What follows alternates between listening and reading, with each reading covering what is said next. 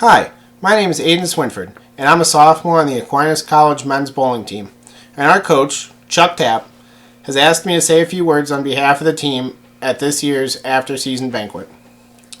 This team's had its ups and downs, and over this tough season, we have grown as friends and brothers every day, and I wouldn't change it for anything.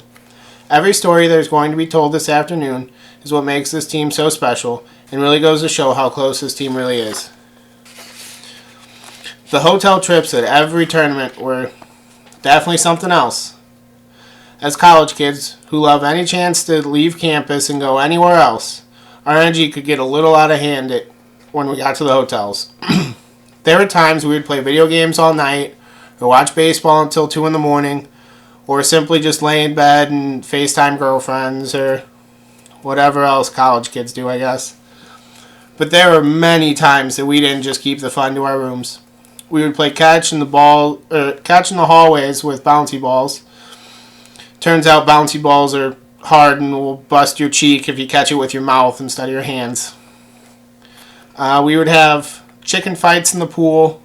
These fights were never really fair because the girls always insisted on it being boys versus girls. And the girls thought they were smart and enlisted the help of their coach to beat us. And surprisingly, not really, it didn't work for them. We would always get dinner when we got into whatever town we were going to, and those were some crazy times, to say the least. Occasionally, we would go to a sit-down restaurant, and the best memory of this is when we went to Cracker Barrel and had to wait about 20 minutes. Anyone who has ever been to Cracker Barrel knows that the waiting area is a wonderland of knickknacks and treats. So naturally, the men's team messed around, tried on hats, played checkers, and shot each other with the toy guns, all while the girls' team sat and waited patiently for our tables and just looked at us like we were out of our minds. Most of the time, though, on the road, we would just get pizza or wings or other fast food just delivered to the hotel. When we got the call that the food was in the lobby, you would hear a rumble from all of our rooms and a stampede of hungry college boys sprinting to get food. And there was never a dull moment at tournaments either.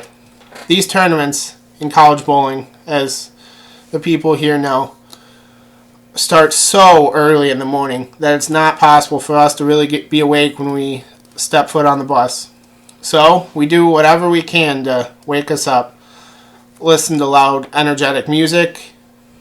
Sometimes this was rap, but it was predominantly 80s rock, like any normal person. When we would get to these tournaments, we would always have a little time to get settled in and mingle with other teams, and we had really good relationships with most of the other teams. And once bowling started, we were at least mostly awake and ready to get at it. And this brings me to my next section, quality of the product on the lanes. We had quite a good season. We picked up a win this season, the first WAC Jamboree win for the men's team in school history, and the first tournament win since 2017. That comes with a couple top 5 finishes and numerous top 10 placements. And we had quite a few quality showings as individuals too. James Roof and Brandon Foster, super freshmen of the Aquinas men's bowling team, led the way for the team, having great showings numerous times throughout the season.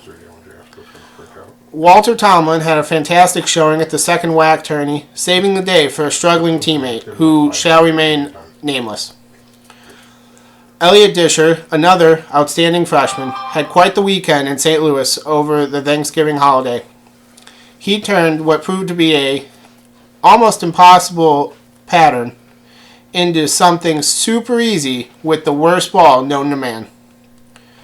The rest of the team, Dalen Hanatsu, John Van Til, Logan Hoffmeister, Joseph Robinson, Sean Endress, Corgan Shepard, Hunter Myers, Dylan Pavka, Blake Lindsay, Mike Fitzsimmons, and myself all had phenomenal showings this season to help the team achieve what it did over the course of our season.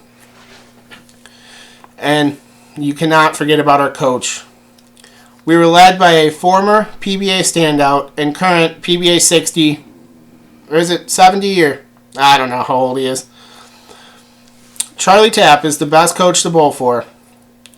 He is extremely knowledgeable because he has been around the sport of bowling for so much of his life that he remembers when it was just a game played in the alleys in England. He's one of the most personable people that you could ever meet in your life, and he always has a joke or a nice comment no matter what.